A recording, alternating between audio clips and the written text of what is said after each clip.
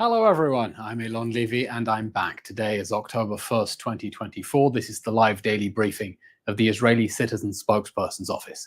We are live on Instagram, Twitter, YouTube and LinkedIn and available afterwards wherever you get your podcasts. Please start submitting questions in the chat and as always, like and subscribe across social media platforms to help us reach a wider audience and get Israel's message out.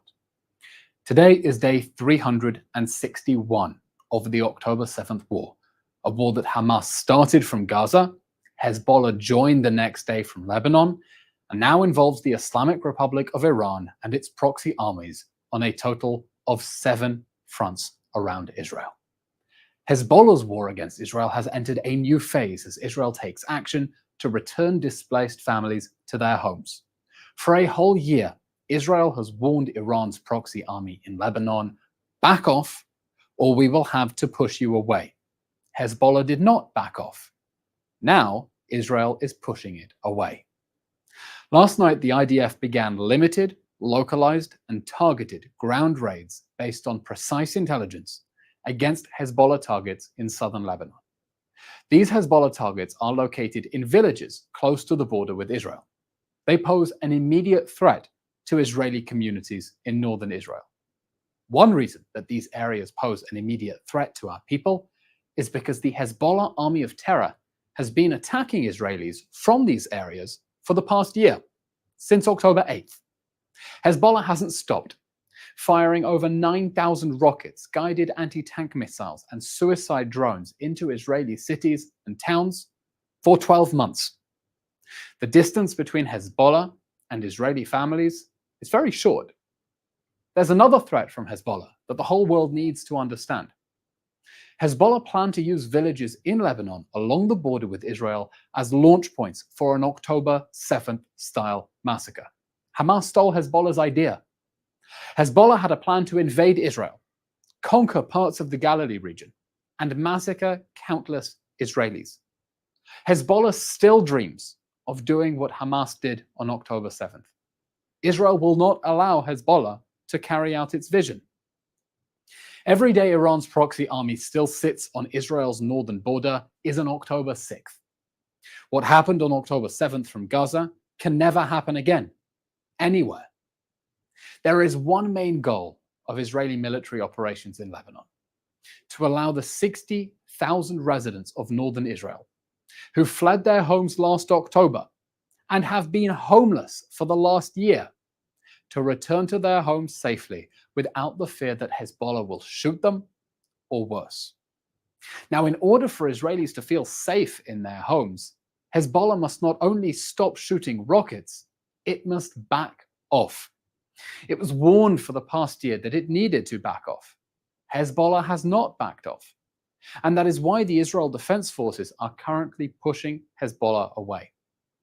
Today, Hezbollah fired rockets at central Israel. Sirens sounded here in Tel Aviv. One of the rockets struck a highway next to a village in Israel called Kafr Qasim. It's a Muslim Arab village. Hezbollah tries to kill Jews and it hits Muslims. It doesn't care. Hezbollah doesn't care at all for human life, not Israeli human life and not Lebanese human life. 2 people were wounded in the attack and are receiving treatment. Here's the good news. The United States supports Israel's operation in Lebanon to push Hezbollah away from the Israeli border. You heard that right. The US is behind us. Secretary of Defense Lloyd Austin said it was necessary to dismantle Hamas's attack infrastructure, Hezbollah's attack infrastructure along the border in order to ensure that Hezbollah cannot conduct October 7th style attacks on Israel's northern communities. Austin also said a diplomatic resolution is required to ensure residents of northern Israel can return safely to their homes. Of course, nobody wants a diplomatic resolution more than Israel. We don't want to have to send our friends to fight in the north. The question is how? Hezbollah has been attacking the people of Israel for an entire year. What deal is on the table? A return to the past is unacceptable. Israel will not allow a ceasefire that allows an armed and dangerous terrorist army to mobilize on any Israeli border, whether in Gaza or in Lebanon. Not going to happen anymore. We've been here before. 18 years ago, The Second Lebanon War ended with the UN Security Council resolution, 1701, that ordered Hezbollah to disarm and move north of the Litani River. That resolution was never enforced. Israel is demanding a diplomatic solution that will see Hezbollah removed from the border and disarmed, just like that UN resolution was meant to do 18 years ago. It's time for the government of Lebanon to take responsibility for the future of Lebanon. Disarm the Iranian proxy army that operates on its soil and make peace with Israel. Yes, a ceasefire is not enough. We should demand peace. The entire international community, the United Nations, European Union, United States, the UK, France, everyone who cares or says they care about what is happening in Lebanon need to make their voices heard and demand nothing less than normal, peaceful, open relations between Israel and Lebanon. Because this is not a war against Lebanon or its people, it is a war against Hezbollah, the Iranian proxy army that has taken over their country. And Israel is now giving the Lebanese people an opportunity to take their country back. We cannot afford to miss this opportunity. Finally, it may feel like Israel is alone, but it's not true. We have friends. In the United Kingdom, aspiring leaders of the Conservative Party are expressing very supportive messages. Kemi Badenoch is one of them. She said Israel should be congratulated for eliminating Hezbollah warlord Hassan Nasrallah. She praised Israel's targeted strike as extraordinary. Robert Jenrick wore a hoodie that said Hamas are terrorists. He even said the Star of David should be displayed at every point of entry to the UK to show that the UK stands with Israel. Another candidate, Tom Tugendhat, said that Hezbollah is evil and vile and that he supports Israel's right to target Hezbollah terrorists in Lebanon. James Cleverly, a former foreign secretary who came to visit right after October 7th, was asked if he supports Israel's ground operation in Lebanon, and he said, "I do." What does all this indicate? It indicates a significant portion of the British public expects their leaders to stand with their ally, Israel, fighting on the front lines against the same enemies as the United Kingdom. It also indicates that our messages have an audience. We must keep speaking the truth, sharing the facts, refuting the lies, and standing up for what is right, because we cannot expect anyone to stand up more loudly for us than we are willing to stand up for ourselves. Israel is on the front lines of humanity, fighting for humanity, fighting against the same terrorist enemies, threatening the whole of the West and the whole free world. And they need us to stand up for ourselves in order to help them stand up for themselves. We'll now take some questions from our audience watching live on social media. Eylon, you referenced the statement of Secretary of Defense Austin. Naomi is watching on our live screen, and she's asking, didn't Biden call yesterday for a ceasefire? How do you explain the messages from the United States and interpret them? Sometimes world leaders do not say in public what they say in private. In fact, Politico published just this morning that in private, US officials have been supportive of Israel's ground operation, even as President Biden calls for a ceasefire. Why? Well, they were hoping to get to a diplomatic resolution. We'd like to get to a diplomatic resolution, one that actually does what the last diplomatic resolution was meant to do. But they thought that that would happen if it was possible to reach a ceasefire in Gaza. Reach a ceasefire in Gaza, you'll reach a ceasefire in Lebanon. But then the US realized Hamas isn't interested in a ceasefire in Gaza. And that means that there's no way to get a ceasefire in Lebanon right now. And so according to Politico, US officials support Israel's ground operation as a way of putting pressure on Hezbollah to get it to agree to a diplomatic resolution. None of us want war. We don't want to go into Lebanon. We don't want to send our friends, whether they're in the regular army or reserves, up in the north to fight. It's dangerous. People will get hurt and people will get killed. We need a diplomatic resolution. But here's our question for people who are calling for a diplomatic resolution now. How will it look any different from Resolution 1701, which ended the Second Lebanon War and was never enforced? It was meant to disarm Hezbollah. It was meant to push it north of the Litani River. That never happened, not in 18 years. UNIFIL did nothing. The Security Council did nothing. The government of Lebanon did nothing. How will it be different from Resolution 1701? And why do you think that this one will be enforced when the last one wasn't? Unfortunately, the only thing that Hezbollah will respond to is force. And in the last few weeks, Israel has been degrading Hezbollah's capabilities at a dizzying scale. You'll be on top of what's been happening if you've been following these briefings of the Citizen Spokesperson's office. The entire leadership of Hezbollah has been killed. The entire command structure has been destroyed. There was the pager attack that many have attributed to Israel, which would be not only the most precise military strike in human history, but the most precise strike in military future, because no one is ever going to pull off something on the same level of science fiction, making thousands of pages explode simultaneously in terrorist faces. Israel has destroyed tens of thousands of Hezbollah rockets pointed at Israel, massively degraded its capabilities. We need a diplomatic resolution, but one in which Hezbollah is not armed and is not positioning those arms right on Israel's northern border. Eylon, I'd like to follow up on a point that you made regarding UNIFIL. UNIFIL, that is the United Nations Interim Force in Lebanon, has tweeted a thread, and they wrote that any crossing into Lebanon is a violation of Lebanese sovereignty and territorial integrity and a violation of Resolution 1701. Is Israel violating a UN resolution in this regard? You know what's a violation of Resolution 1701? Hezbollah still being present in southern Lebanon. You know what's a violation of 1701? Hezbollah still having arms in southern Lebanon. Resolution 1701 ended the Second Lebanon War. It said Israel should get out of southern Lebanon. Yes, under the resolution, Israel should not be in southern Lebanon. It also said that Hezbollah has got to clear away, be disarmed, have no weapons south of the Litani River on Israel's border. For 18 years, it wasn't enforced. And UNIFIL didn't enforce it.